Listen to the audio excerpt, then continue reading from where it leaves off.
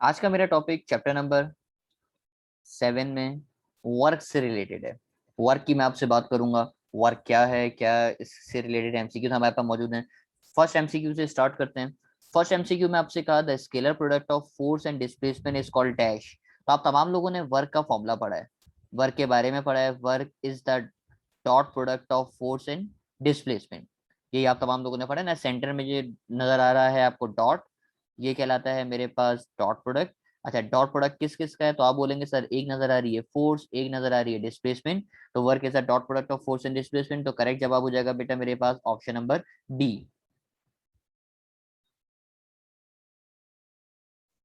MCQ number 1 के बाद MCQ number 2 पे आते हैं। एमसीक्यू नंबर 2 में आपसे कहा work is a physical quantity which is. अच्छा, ऑप्शन नंबर ए में आपसे बोल रहे बेसिक फिजिकल क्वांटिटी। तो वर्क बेटा याद रखना, वर्क बेसिक फिजिकल क्वांटिटी नहीं है। बेसिक फिजिकल क्वांटिटी आपके पास 7 होती है। मगर आपको नाम लिख के बताऊं, एक होता है length, mass, time, amount of substance,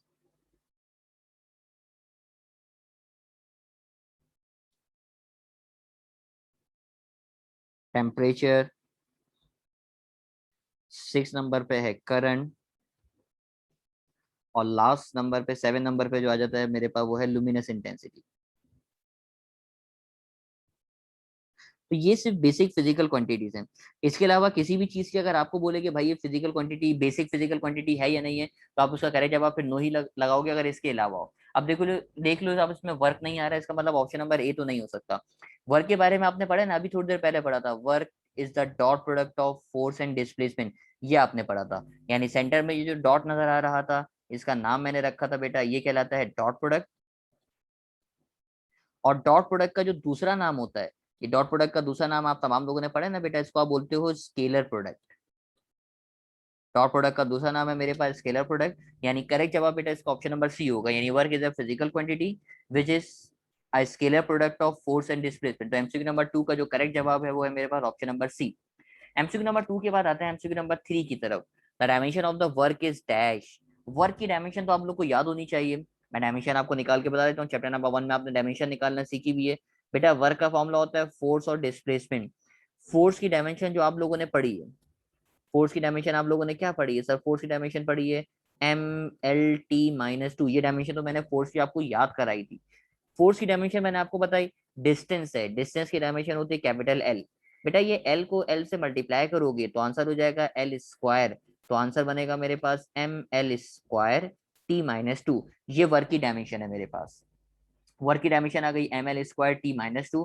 तो करेक्ट जवाब बेटा नजर आ रहा है मुझे ऑप्शन नंबर डी। यानी थर्ड एमसीक्यू का जवाब है option number D. MCQ number 3 के बाद आते हैं एमसीक्यू नंबर 4 की तरफ। एमसीक्यू नंबर 4 में आपसे क्या कहा? If the force and displacement are at right angle to each other then the work done is dash. बेटा अगर एंगल राइट एंगल हो, राइट एंगल का मतलब होता है एंगल की वैल्यू हो अगर मेरे पास 90 डिग्री। तो याद रखना बेटा वर्क की मेरे पास 3 तरह की टाइप्स होती हैं। मैं तीनों टाइप से आपको एक ही दफा लिख के बता देता हूँ, ताकि इस तरह का कोई भी एमसीक्यू आए तो आप मुझे उसका फिर जवाब दे सको। वर्क की 3 तरह की टाइप है। अगर एंगल 0 डिग्री हो, अगर एंगल 90 डिग्री हो, और अगर एंगल हो मेरे पास 180 डिग्री। ये 3 तरह की टाइप्स हैं। अगर वर्क की अगर एंगल 0 डिग्री है तो इस तरह का वर्क कहलाता है बेटा मेरे पास मैक्सिमम वर्क, और इसका दूसरा नाम कहलाता है पॉजिटिव वर्क। यानी मैक्सिमम वर्क या फिर पॉजिटिव वर्क। ये मैंने आपको पहली टाइप बता दी। दूसरी टाइप के ऊपर आता हूँ बेटा। अगर एंगल 90 हो तो ये वर्क कहलाता है जीरो वर्क।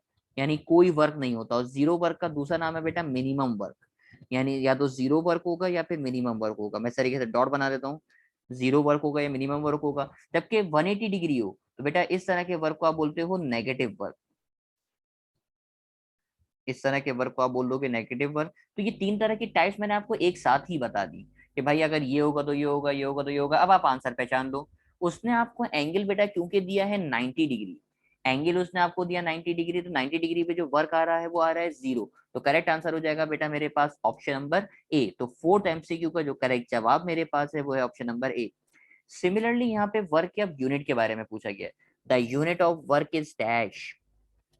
तो वर्क के यूनिट भी मैंने आपको बताया, मैं आपके पास आपके नोट्स के अंदर आपकी कॉपी के अंदर लिखा हुआ है, ये बात मुझे दोबारा बताने की जरूरत नहीं है, लेकिन फिर भी मैं आपको बता रहा हूँ। बेटा एक सिस्टम होता है MKS, एक सिस्टम होता है CGS, एक सिस्टम होता है FPS।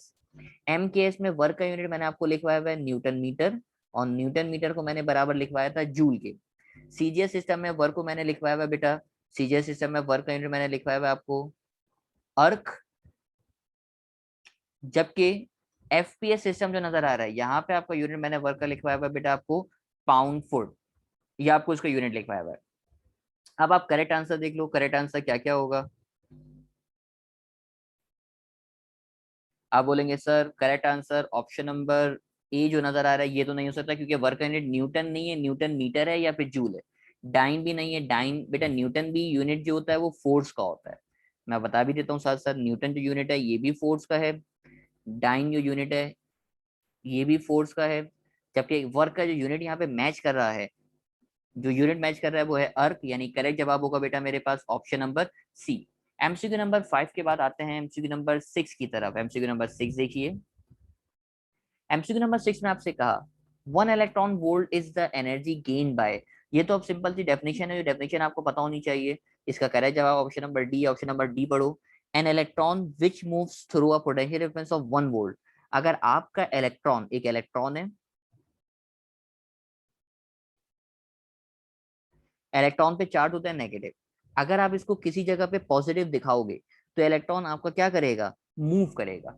अब आपने अगर इस पे पोटेंशियल दिखाया बेटा 1 वोल्ट, पोटेंशियल डिफरेंस आपने दिया 1 वोल्ट, यानी आपका इलेक्ट्रॉन अगर मूव करे और आपको इसको पोटेंशियल डिफरेंस दो 1 वोल्ट, तो वो जो चीज है बेटा, वो जो एनर्जी गेन करेगा वो कहलाएगा मेरे पास कितना वोल्ट, 1 इलेक्ट्रॉन वोल्ट। तो ये तो अब आपको डेफिनेशन याद करने पड़ेगी। तो MCQ नंबर 6 का जो करेक्ट जवाब मुझे नजर आ रहा है, वो करेक्ट जवाब नजर आ रहा है option number D.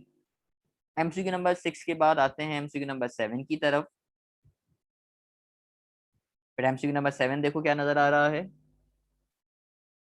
MCQ number 7 में आपसे कहा joule is the SI unit of which pair. इसमें से जूल किस किस का यूनिट होता है। तो अब मैं आपको अगर बताऊं तो ऑप्शन नंबर बी तो आपका गलत है। क्यों? क्योंकि एनर्जी का यूनिट जूल होता है, जबकि पावर का यूनिट वॉट होता है। तो ऑप्शन नंबर बी तो पॉसिबल ही नहीं है। ऑप्शन नंबर ए, आप बोलेंगे सर ऑप्शन नंबर ए बताइए ऑप्शन नंबर ए के बारे में। तो ऑप्शन नंबर ए में एनर्जी का यूनिट तो जूल है, लेकिन इम्पल्स का यूनिट जूल नहीं होता। इम्पल्स का यूनिट क्या होता है? तो इम्पल्स का यूनिट होता है मेरे पास, इम्पल्स का फॉर्मूला अगर मैं आपको बताऊं, इम्पल्स का फॉर्मूला होता है एफ डेल्टा टी, या फिर इम्पल्स का फॉर्मूला होता है मेरे पास impulse is equal to delta P. ये चैप्टर नंबर आप लोग 3 में आप लोगों ने पढ़ा था, फॉर्मूला आपके पास लिखा हुआ होगा इम्पल्स का। तो यहाँ भी बेटा इम्पल्स का जो यूनिट होता है वो होता है न्यूटन सेकंड। इम्पल्स का यूनिट होता है न्यूटन सेकंड। क्या दोनों बराबर आ रहे हैं? आप बोलेंगे सर दोनों बराबर नहीं आ रहे। तो जो दोनों बराबर आ रहे हैं वो करेक्ट जवाब होगा बेटा मेरे पास ऑप्शन नंबर सी, यानी वर्क और एनर्जी। क्योंकि वर्क का यूनिट भी मेरे पास जूल होता है और एनर्जी का यूनिट भी क्या होता है, जूल होता है। मैं लिख के भी दिखा देता हूँ आपको। एक है मेरे पास वर्क, एक है मेरे पास एनर्जी। बेटा वर्क का यूनिट भी मेरे पास जूल है और एनर्जी का यूनिट भी मेरे पास जूल है, तो करेक्ट आंसर हो जाएगा option number C. MCQ number 6 के बाद MCQ नंबर 7 देखते हैं। 1 electron volt is equal to dash. बेटा 1 इलेक्ट्रॉन वोल्ट को ऐसे देखते हैं 1 EV। ईवी अगर कहीं लिखा हुआ नजर आए तो आप समझ जाना बेटा ईवी का मतलब है वो इलेक्ट्रॉन वोल्ट की बात कर रहा है। मैं आपसे अगर पूछूं इलेक्ट्रॉन वोल्ट, इलेक्ट्रॉन का चार्ज कितना होता है, मैं अगर आपसे पूछूं बेटा इलेक्ट्रॉन का चार्ज कितना है, तो आप मुझे जवाब देंगे सर इलेक्ट्रॉन का चार्ज होता है 1.6 एक्सपोनेंशियल माइनस 19। ये इलेक्ट्रॉन का चार्ज है।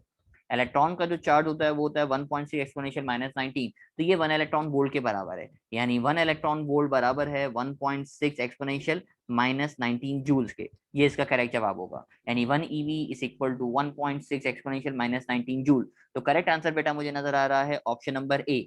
ऑप्शन नंबर ए इसका करेक्ट जवाब होगा। MCQ नंबर 8 के बाद मैं MCQ नंबर 9 के पास आऊंगा। MCQ नंबर 9 में आपसे क्या कहा?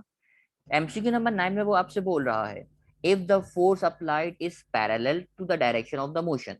क्या मतलब है इसका? बेटा आपके पास एक बॉडी थी, आपने इस पे फोर्स लगाई राइट साइड पे।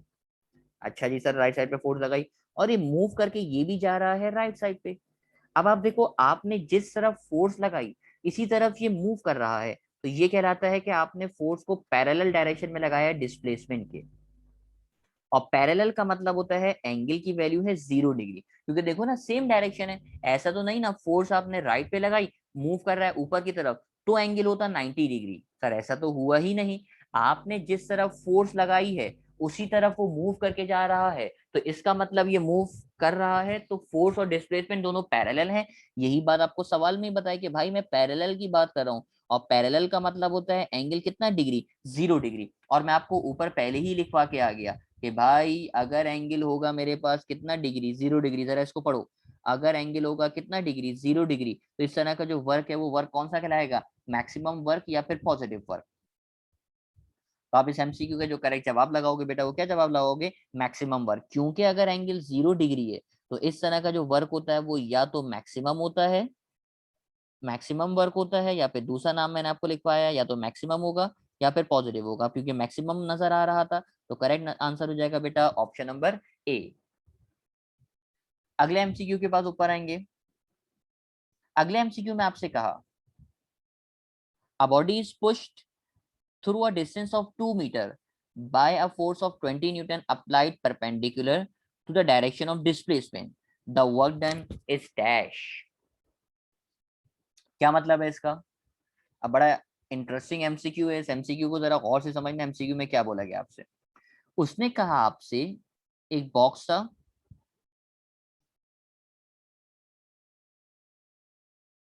इस बॉक्स को पुश किया गया through a distance of 2 metre, यानी 2 मीटर इसको पुश कराया गया इस तरीके से। आपने इसको 2 मीटर पुश करा लिया, अपनी तरफ खींच लिया, पुश कर लिया। अच्छा, आपने इसको पुश किया थोड़ा distance 2 metre by a force of 20 newton applied perpendicular to the direction of motion. आपने जो फोर्स लगाई है बेटा ये परपेंडिकुलर है। और परपेंडिकुलर का मतलब आपको मैंने बताया ना, परपेंडिकुलर का मतलब होता है एंगल है 90 डिग्री। यानी अब आपने इसको फोर्स जो लगाई है वो फोर्स इस तरीके से लगाई है, ये फोर्स लगाई है। क्योंकि आपसे कहा ना एंगल 90 डिग्री है, चलो फोर्स डाउनवर्ड नहीं करना, फोर्स अपवर्ड कर लो। अब देखो इसी सूरत में एंगल 90 डिग्री होगा कि आपने डिस्प्लेस करा है 2 मीटर राइट पे, और जबकि फोर्स लगाई आपने, वो फोर्स लगाई 20 न्यूटन अपवर्ड, तो इस सूरत में आपका जो एंगल बनेगा वो एंगल कितना डिग्री बनेगा, 90 डिग्री। सवाल में उसने क्लियरली मुझे बता दिया कि भाई परपेंडिकुलर है। परपेंडिकुलर का मतलब होता है एंगल है मेरे पास 90 डिग्री। अगर एंगल 90 डिग्री है तो अब मुझे बताओ वर्क डन की वैल्यू कितनी होगी। सवाल को आगे बढ़ाने की जरूरत ही नहीं है, क्योंकि सवाल यहीं पे एक बात क्लियर कर रहा है। मैं आपको पहले ही पढ़ा चुका बेटा, अगर एंगल होगा मेरे पास कितना डिग्री, 90 डिग्री, तो जो वर्क होता है वो वर्क कितना होता है, वो वर्क होता है 0 वर्क। यानी वर्क होगा ही नहीं, वर्क नहीं होगा तो आंसर क्या होगा, 0 होगा। और 0 ऑप्शन क्योंकि कोई भी नहीं नजर आ रहा, तो करेक्ट आंसर बेटा क्या हो जाएगा, नन ऑफ दीस हो जाएगा। क्योंकि इसका वर्क क्या होगा, 0। अगर एंगल 90 डिग्री तो इसका मतलब वर्क क्या हो जाएगा, 0 हो जाएगा। तो करेक्ट आंसर हो जाएगा बेटा इसका none of this. MCQ number 10 के बाद आते हैं एमसीक्यू नंबर 11 की तरफ। एमसीक्यू नंबर 11 में आपसे क्या कहा, जरा देखते हैं। एमसीक्यू नंबर 11 में आपसे कह रहा है, अ force of 50 Newton is exerted in lifting a 100 KG mass straight up to a height of 10 meter. The work done is dash.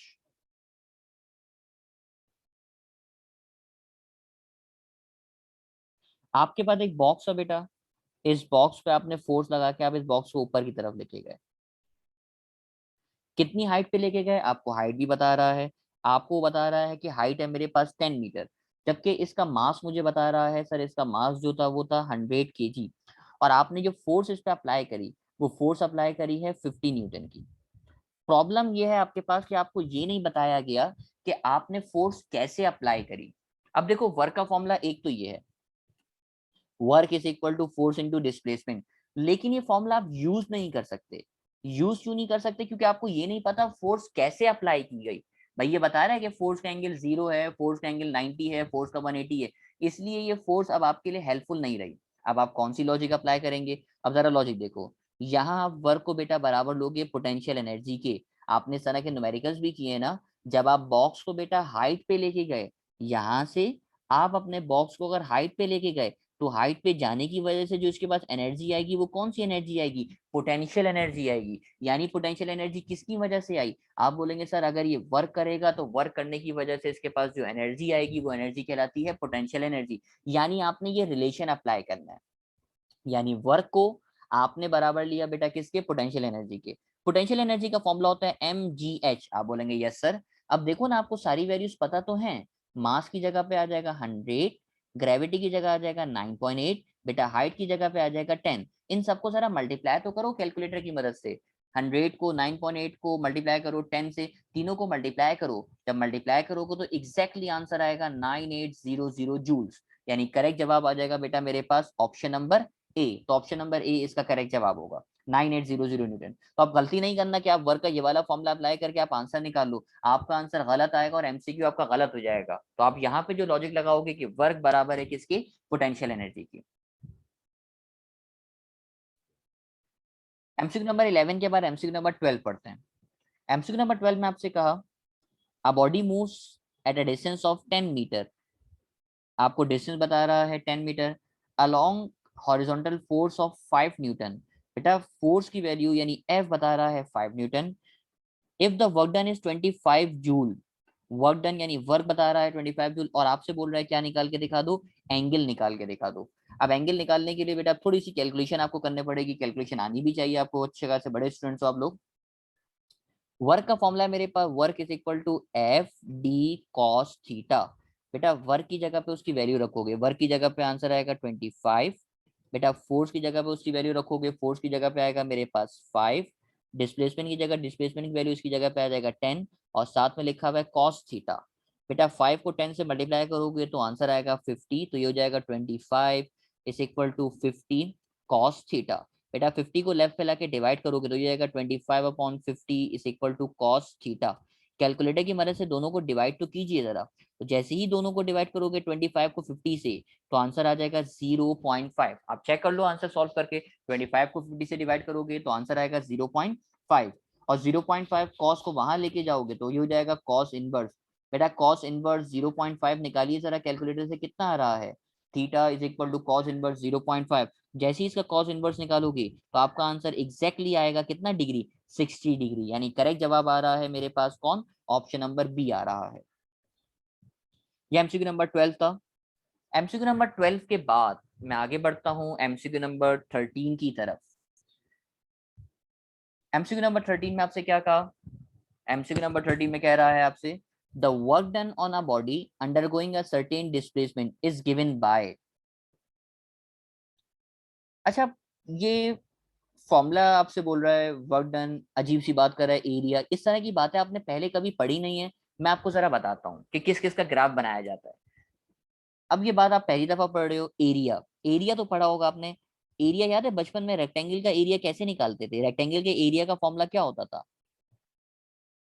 आप बोलेंगे सर रेक्टेंगल का एरिया ये तो याद है, एरिया का फॉर्मूला होता था लेंथ मल्टीप्लाई बाय ब्रेथ, यानी दो चीजों को मल्टीप्लाई करते थे, लेंथ और ब्रेथ को मल्टीप्लाई करते थे तो एरिया आता था।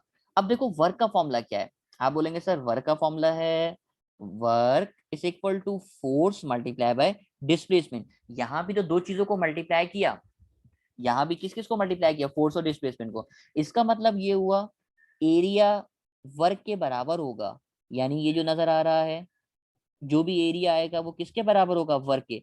अगर आप किस किस को ड्रॉ करोगे, एक जगह पे फोर्स और एक जगह पे डिस्प्लेसमेंट। भाई जैसे एरिया में लेंथ और ब्रेथ को मल्टीप्लाई कर रहे हैं वैसे वर्क के लिए फोर्स और डिस्प्लेसमेंट को मल्टीप्लाई कर रहे हैं, तो करेक्ट आंसर जरा सेलेक्ट करो कौन सा होना चाहिए, क्या फोर्स और टाइम होगा, यानी एरिया जो फोर्स और टाइम का होगा। आप बोलेंगे सर नहीं फोर्स और टाइम नहीं हो सकता, सर ये जो होगा वो फोर्स और डिस्प्लेसमेंट होगा।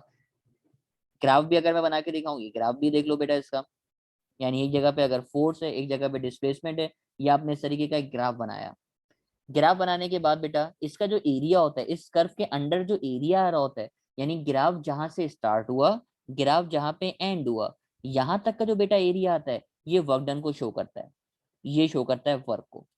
तो ग्राफ से देख के अंदाजा होगा कि ग्राफ अगर बहुत बड़ा बना हुआ है इसका मतलब उसने ज्यादा वर्क किया है, ग्राफ अगर छोटा बना हुआ है एरिया कम आ रहा है तो इसका मतलब उसने वर्क कम किया है। ये एरिया वाली बात अभी इतनी ज्यादा क्लियर तो नहीं होगी आपको, मतलब क्योंकि एरिया आपने अभी तक निकालना नहीं सीखा, ये सेकेंडरी फिजिक्स में भी आप सीखोगे तो वहां फिर आपको और अच्छे तरीके से समझ में आएगा। लेकिन यहाँ मैंने आपको बेसिक आइडिया जरूर दे दिया कि वर्क बराबर होगा, कि वर्क के लिए आप ग्राफ ड्रॉ करोगे फोर्स और डिस्प्लेसमेंट का। एमसीक्यू नंबर 13 के बाद आते हैं एमसीक्यू नंबर 14 की तरफ। The work given to a machine, किसी भी मशीन को जो आप वर्क देते हो बेटा, ये वर्क कहलाता है इनपुट, और जो आपको रिजल्ट मिलता है वो कहलाता है आउटपुट। तो ये तो बड़ा आसान सा सवाल था, work given to a machine is called input. MCQ number 14 के बाद MCQ number 15, work done is negative, work negative होगा इफ फोर्स एंड डिस्प्लेसमेंट। आप बोलेंगे सर, अरे सर ये एमसीक्यू बार बार हम पहले एक दफा सीख लिया, बार बार हमसे पूछ रहा है कि वर्क जो है नेगेटिव होगा। अभी बताया था ना, वर्क नेगेटिव होगा अगर एंगल कितना डिग्री हो, 180 डिग्री। और 180 डिग्री का मतलब होता है बेटा दोनों की डायरेक्शन अपोजिट हो। अपोजिट का मतलब क्या है कि अगर मेरे पास ये बॉडी है, आप फोर्स लगाओ राइट साइड पे, ये मूव करे लेफ्ट साइड पे, देखो ना दोनों की डायरेक्शन अपोजिट आ रही है। और अगर अपोजिट होगा तो बेटा एंगल कितना डिग्री हो जाएगा, 180 डिग्री हो जाएगा। यानी करेक्ट जवाब हो जाएगा 15 एमसीक्यू का ऑप्शन नंबर सी, यानी इन द अपोजिट डायरेक्शन। इसी तरह का एमसीक्यू फिर देखो, एमसीक्यू नंबर 16 आ गया। Negative work is said to be done, negative work कहलाएगा एंगल कितना हो। आप बोलेंगे सर अभी तो बताया कि अगर बॉडी पे फोर्स लगाएं, डिस्प्लेस फोर्स अगर राइट पे लगे, डिस्प्लेसमेंट लेफ्ट पर हो, तो एंगल होगा कितना डिग्री, 180 डिग्री। और नेगेटिव वर्क उसी सूरत में कहलाएगा अगर एंगल होगा मेरे पास 180 डिग्री। तो फिर वही एमसीक्यू रिपीट हुआ, एमसीक्यू नंबर 16। 16 के बाद MCQ number 17, work done against friction is an example of. तो बेटा फ्रिक्शन की डेफिनेशन भी आपने पढ़ी होगी। फ्रिक्शन की डेफिनेशन आप लोगों ने क्या पढ़ी है? तो आप बताएंगे सर मुझे, फ्रिक्शन विच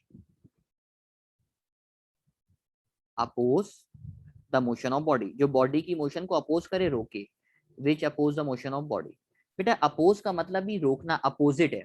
यानी बॉडी अगर बेटा याद है ना, बॉडी अगर राइट पे मूव कर रही है, सीधे हाथ की तरफ मूव कर रही है, तो फ्रिक्शन हमेशा इसके अपोजिट होगी।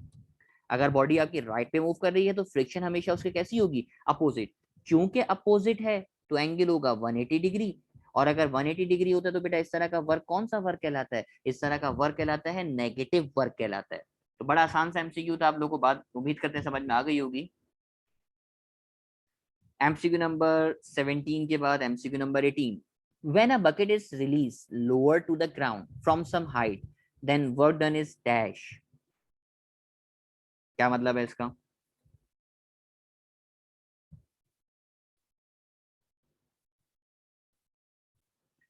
आपके पास अगर एक बकेट है, इसमें वाटर आपने फिल किया हुआ है, ये मूव कर रहा है नीचे की तरफ, डिस्प्लेसमेंट डाउनवर्ड है। आप इसको ऊपर से रोक के रखते हो, इसको थोड़ा थोड़ा थोड़ा थोड़ा करके मूव कराते हो, यानी आप ऊपर से फोर्स जो आप ऊपर से लगा रहे हो तो इसको रोक रहे होते हो। अब आप देख लो दोनों इस सूरत में भी आपका जो एंगल है बेटा, वो एंगल कितना डिग्री आ रहा है? सर एंगल आ रहा है 180 डिग्री। और 180 डिग्री का मतलब ये भी जो वर्क होगा वो कैसा कहलाएगा, नेगेटिव वर्क कहलाएगा, क्योंकि बकेट नीचे की तरफ जा रही है और फोर्स आप ऊपर से लगा रहे होते हो। बेटा ये वर्क भी कौन सा वर्क कहलाएगा, नेगेटिव वर्क कहलाएगा। एमसीक्यू नंबर 18 के बाद अगला एमसीक्यू है मेरे पास, MCQ number 19। The work done in moving a body from one place to another is independent to the path followed by a body. अच्छा ये बात अब मुझे आपको समझानी है, ये बात आपको समझनी पड़ेगी, आपके लिए नहीं है ये बात। आपके पास ये तीन पॉइंट्स है, point A, point B, point C. Physics ये कहती है आप या तो डायरेक्ट ए से सी पर आ गए, आपने चलना शुरू किया, आप डायरेक्ट ए से कहां पर आ गए, सी पर आ गए। यानी वर्क कहां से कहां किया, ए से सी, बराबर होगा चाहे आप पहले ए से बी आओ, यानी ए से बी आओ, और फिर ए से बी आने के बाद फिर आप बी से कहां पे चले जाओ, सी पे चले जाओ। तो फिजिक्स ये कहती है वर्क आपका क्या होगा, सेम होगा। यानी या तो आप डायरेक्ट आ जाओ ए से सी, पहली कंडीशन, या तो पहले आप ए से बी नीचे की तरफ आओ, फिर बी से सी जाओ। दोनों सूरतों में जो वर्क है वो वर्क क्या होगा, सेम होगा। अब इस चीज को एक्सप्लेन करना है एमसीक्यू में जो बोला गया आपसे कि work done in moving a body one from one place to another is independent of the path followed in a gravitational field, यानी ये ग्रेविटेशनल फील्ड के लिए। अच्छा ये जो आपने एग्जाम्पल आपने प्रूव की है, ये एग्जाम्पल रिड्यूस लेवल में, क्योंकि आपने पढ़ी नहीं है, रिड्यूस लेवल में ये रिड्यूस हो गई थी, लेकिन मैं आपको थोड़ी सी बता देता हूँ कि ये इस पे जो फोर्स एक्ट कर रही होती है, ये डाउनवर्ड फोर्स होती है, जो इसका वेट होता है, और ये वेट होता है बेटा ग्रेविटेशनल फील्ड की वजह से। एमसीक्यू नंबर 19 के बाद एमसीक्यू नंबर 20 में आपसे क्या कह रहा है? एमसीक्यू नंबर 20 में कह रहा है which of the following is a conservative field. बेटा कंजर्वेटिव फील्ड का मतलब होता है ऐसी फील्ड जिसमें वर्क डन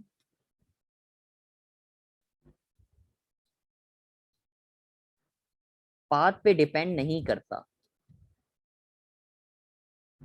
ऐसी फील्ड जिसमें वर्क डन पाथ पे डिपेंड नहीं करता, जैसे मैंने अभी ऊपर बताया ना कि चाहे आप ए से सी डायरेक्ट चले जाओ, ए से सी डायरेक्ट चले जाओ, या पहले ए से बी आओ फिर बी से सी जाओ, यानी रास्ते पे वर्क डन डिपेंड नहीं कर रहा, तो ऐसी फील्ड जो है बेटा कहलाती है कंजर्वेटिव फील्ड। अगर आप नोट्स निकालोगे, नोट्स में पेज नंबर चैप्टर 7 के पेज नंबर 2 के ऊपर ये डेफिनेशन भी लिखी हुई मिलेगी। कंजर्वेटिव फील्ड डेफिनेशन पढ़ना चाहो तो डेफिनेशन वहां से भी पढ़ सकते हो। और जो कंजर्वेटिव फील्ड की जो एग्जाम्पल है, ग्रेविटेशनल फील्ड भी है, इलेक्ट्रिक फील्ड भी है, मैग्नेटिक फील्ड भी है, तो करेक्ट आंसर है इसका ऑल ऑफ दीज है। क्योंकि इलेक्ट्रिक फील्ड और मैग्नेटिक फील्ड के बारे में आपने इतना डेप्थ में अभी नहीं पढ़ा, या आप सेकेंडरी फिजिक्स में पढ़ोगे, तो मैं भी अभी डेप्थ में नहीं जाऊंगा, मैं भी सिर्फ ओवरव्यू कर रहा हूँ। इसका करेक्ट आंसर बेटा ऑल ऑफ अबव होगा। एमसीक्यू नंबर 20 के बाद एमसीक्यू नंबर 21, एमसीक्यू रिपीट हो रहे हैं अब तो। Force and displacement are parallel, तो बेटा इतनी दफा बता दिया, पैरेलल का मतलब एंगल 0 डिग्री, और अगर एंगल 0 डिग्री हो तो वर्क कौन सा कहलाएगा? मैक्सिमम कहलाएगा। फिर एमसीक्यू नंबर 22 आ रहा है। एमसीक्यू नंबर 22 देखो बेटा, उसने कहा force and displacement are perpendicular. Sir बताया ना, परपेंडिकुलर का मतलब एंगल कितना डिग्री? 90 डिग्री, और अगर एंगल 90 डिग्री है तो वर्क कितना वर्क होता है? वो वर्क होता है 0 वर्क। और 0 वर्क का मतलब बेटा, 0 का मतलब ना होना, और ना होने का मतलब आंसर क्या हो जाएगा? मिनिमम वर्क हो जाएगा। इसी तरह का एमसीक्यू 23 नजर आ रहा है कि भाई फोर्स और डिस्प्लेसमेंट जो है वो अपोजिट डायरेक्शन में। बेटा बताया ना, अपोजिट डायरेक्शन का मतलब एंगल 180 डिग्री, और 180 डिग्री का मतलब कौन सा वर्क हो जाएगा? नेगेटिव वर्क हो जाएगा। एमसीक्यू नंबर 23 के बाद MCQ number 24, the rate of change of momentum multiplies by the displacement gives dash. अच्छा, अब ये एमसीक्यू बड़ा इंटरेस्टिंग आपके लिए, कि rate of change of momentum को अगर आप डिस्प्लेसमेंट से मल्टीप्लाई करो तो ये किसके बराबर होगा?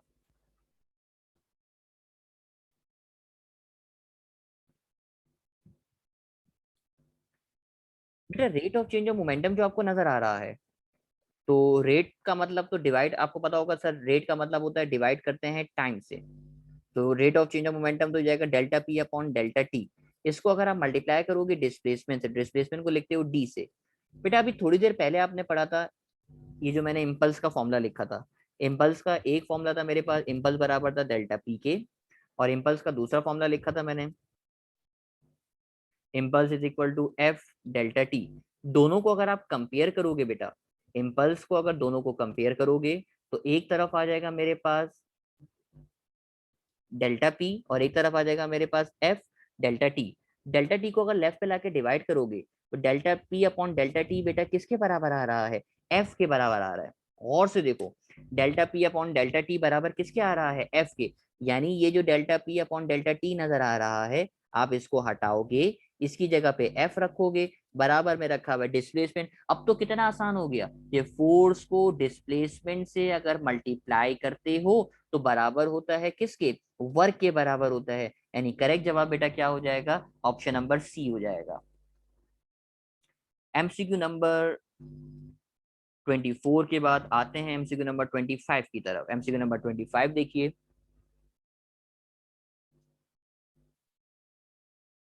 एमसीक्यू बड़ा आसान।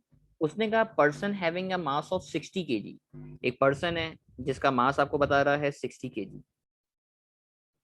Exert a horizontal force of 300 newton, इसने फोर्स लगाई 300 न्यूटन की, F is equal to 300 newton, in pushing a 90 kg object. ये जो ऑब्जेक्ट है ये 90 kg का है। अच्छा, फोर्स लगाई और उसने डिस्टेंस जो कवर किया बेटा, ये डिस्टेंस इसने कवर किया 3 मीटर, और आपसे बोल रहा है वर्क बता दो। तो देखो यहाँ मास की हमें जरूरत ही नहीं है। वर्क का फॉर्मूला होता है ना, work is equal to force multiply by displacement.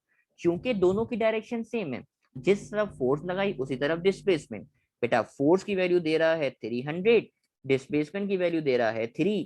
300 को 3 से मल्टीप्लाई करोगे तो आंसर आएगा 900, और आगे आप यूनिट क्या लिख दोगे? आगे यूनिट लिख दोगे जूल्स। यानी जो आंसर हो गया वो करेक्ट आंसर हो गया ऑप्शन नंबर बी। यानी ये वाले मास की 60 kg की, 30 kg, 90 kg की हमें जरूरत ही नहीं है। यानी आप फोर्स और डिस्प्लेसमेंट को मल्टीप्लाई करोगे तो आपके पास आंसर आ जाएगा।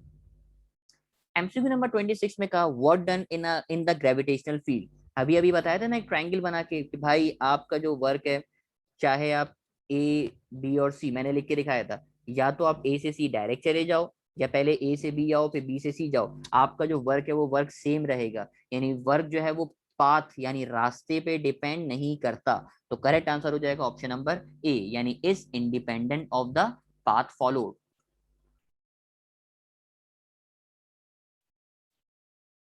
एमसीक्यू नंबर 26 के बाद आगे आते हैं अगले एमसीक्यू की तरफ। 26 के बाद एमसीक्यू नंबर 27 मेरे पास मौजूद। Work done by a conservative field along a close path is dash. अच्छा अब जरा एक बात समझिएगा, फिजिक्स दो चीजें समझाती है आपको, एक तो ये मैंने एक बात ये बताई, दूसरी बात मैं आपको बताऊं। बेटा आपने सपोज करो वर्क करना स्टार्ट किया, आपने यहां से स्टार्ट किया, यहां से चल के पहले आप नीचे की तरफ आए, यानी चलो मैं नाम रख देता हूँ ए बी और सी। आप पहले ए से बी पर आए, बी से चल के सी पर आए, और सी से चल के वापसी ए पे पहुंच गए, यानी जहां से स्टार्ट किया था वापसी वहीं पर आ गया। तो फिजिक्स ये बोलती है कि अगर आप क्लोज पाथ में मूव करोगे, अगर आप क्लोज पाथ में मूव करोगे तो बेटा आपका जो वर्क होगा वो वर्क क्या होगा, जीरो होगा। फिजिक्स क्या कह रही है, अगर आप कैसे मूव करोगे, अगर आप मूव करोगे क्लोज पाथ में। अब जरा एमसीक्यू नंबर 27 पढ़ो क्या लिखा हुआ है, the work done by a conservative force along a close path. अगर आप क्लोज पाथ में मूव करोगे तो जो आपका वर्क है बेटा वो वर्क क्या हो जाएगा, जीरो हो जाएगा। एमसीक्यू नंबर 27 के बाद एमसीक्यू नंबर 28 देखते हैं। एमसीक्यू नंबर 28 में क्या कहा, the work done by the centripetal force on the body moving in a circle is zero because. Centripetal force आप लोगों ने पढ़ा है, आप तमाम लोगों को बड़े अच्छे तरीके से इसके बारे में पता होगा। आपकी जब ये बॉडी मूव कर रही होती है तो सेंट्रीपिटल फोर्स की जो बेटा डायरेक्शन होती है, ये डायरेक्शन होती है सेंटर की तरफ, सेंट्रीपिटल फोर्स। जबकि आपकी बॉडी इस तरफ मूव कर रही है। अब इन दोनों के दरम्यान जो बेटा एंगल होता है, ये एंगल कितना डिग्री होता है, 90 डिग्री होता है। आपने डायग्राम में पढ़ा है ना, इस तरह की डायग्राम बनाते थे कि भाई हर दफा आपकी डायरेक्शन ऐसे होगी और सेंट्रीपिटल फोर्स आपकी सेंटर की तरफ होगी, तो हर बार इसका जो एंगल होगा बेटा, एंगल कितना डिग्री होगा, एंगल होगा 90 डिग्री। यानी फोर्स, सेंट्रीपिटल फोर्स का जो एंगल है बेटा वो एंगल होगा 90 डिग्री। और आपको ये बात पता है कि अगर एंगल होगा 90 डिग्री तो उस सूरत में वर्क तो होगा ही नहीं, क्योंकि वर्क क्या हो जाता है, वर्क जीरो हो जाता है। तो उसने खुद ही बता दिया कि भाई वर्क जीरो है। लेकिन वो पूछ रहा है वर्क जीरो क्यों है, बिकॉज। तो आप करेक्ट जवाब लगाओगे बेटा ऑप्शन नंबर सी, यानी body moves right angle to the F, यानी बॉडी जो है वो राइट एंगल पे मूव कर रही है। तो ये एमसीक्यू नंबर 28 हो गया बेटा। राइट एंगल का मतलब समझ में आ गया ना, कि राइट एंगल का मतलब ये है कि सेंट्रीपिटल फोर्स का जो एंगल है वो कितना डिग्री है, 90 डिग्री है। लास्ट के दो एमसीक्यूज, एमसीक्यू नंबर 29 और MCQ number 30। The man does the work if he dash. Man work कब करेगा, remains on the ground floor. एक शख्स है वो ग्राउंड फ्लोर पे खड़ा हुआ है और वहीं पे खड़ा हुआ है, इसका मतलब वो वर्क तो कर ही नहीं रहा। ऑप्शन नंबर बी गलत है। ऑप्शन नंबर सी में बोल रहा है goes to fifth floor and comes back to the ground floor. यानी ये बिल्डिंग बनी हुई थी, बिल्डिंग पे चढ़ के ये ऊपर गया, यहाँ से चढ़ के ये ऊपर गया, और चढ़ के यहाँ से वापसी नीचे आ गया। इस सूरत में भी आपका जो वर्क है बेटा वो वर्क क्या हो जाएगा, जीरो हो जाएगा, क्योंकि फिजिक्स कहती है वर्क होगा अगर आप एक जगह से दूसरी जगह जाओगे। तो करेक्ट आंसर होगा बेटा ऑप्शन नंबर ए, यानी goes to the fifth floor of a building, यानी सिर्फ फिफ्थ फ्लोर तक जाएगा तो आपका वर्क होगा। वापसी अगर ग्राउंड फ्लोर पर आ जाएगा तो भी आपका वर्क क्या हो जाएगा, जीरो हो जाएगा। और लास्ट एमसीक्यू लिखा हुआ है which of the following is correct. तो बेटा वर्क का फॉर्मूला है ना, वर्क बराबर है फोर्स मल्टीप्लाई बाय डिस्प्लेसमेंट। अब इसके सिर्फ आप यूनिट लिख लो, एमसीक्यू खुद ब खुद आपका सॉल्व हो जाएगा बेटा। मैं आपको बताऊं इसका यूनिट, फोर्स का यूनिट होता है न्यूटन, डिस्टेंस का यूनिट होता है मीटर, और वर्क का यूनिट होता है जूल। तो बेटा जूल किसके बराबर आ रहा है, तो आप बोलेंगे सर ये देखिए हमारे पास आ रहा है जूल बराबर आ रहा है न्यूटन मल्टीप्लाई बाय मीटर के। अब सबके साथ वन लगा दो आप, क्योंकि वन जूल बराबर है one newton multiply by one metre. तो करेक्ट आंसर नजर आ रहा है मुझे ऑप्शन नंबर डी, यानी वन जूल बराबर है किसके, one newton multiply by one metre. यहाँ पहुंच के चैप्टर नंबर 7 के फर्स्ट टॉपिक जो था आपका वर्क, इसके एमसीक्यूज कंप्लीट हुए। उम्मीद करते हैं आप तमाम लोग के एमसीक्यूज क्लियर होंगे।